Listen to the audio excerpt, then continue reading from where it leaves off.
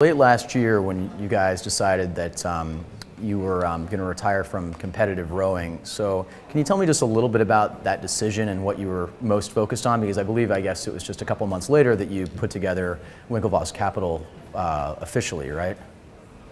Yeah, so I think we just sort of decided that it was time for us to move on and get into the investment realm and start building Winklevoss Capital, and it seemed like a natural segue for us. And Divya was finishing his JD MBA degrees at Northwestern at the time, so we kind of intersected at that perfect timing, and we were sort of looking for stuff to get involved in, and Divya was looking to take SumZero on full time, and it made a lot of sense. Right. Does this feel like a bit of a tricky time to be investing in the social media world? I mean, of course, you look at Facebook and a lot of these other companies. Wall Street hasn't treated them very well. What do you guys make of that? I mean, obviously, SumZero is not public, so you don't have to think about that, right this second. But what do you? I'm just curious, as investors in social media, what do you make of everything that's happened?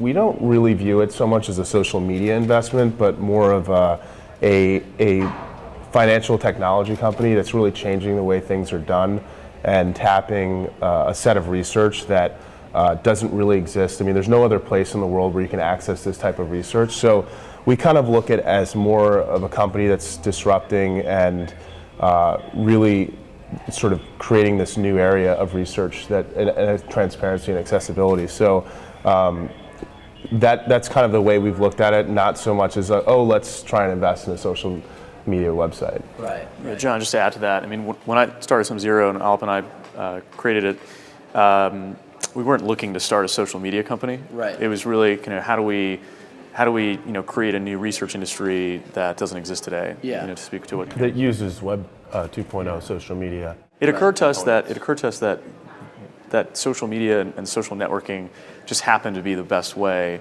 to aggregate this kind of research.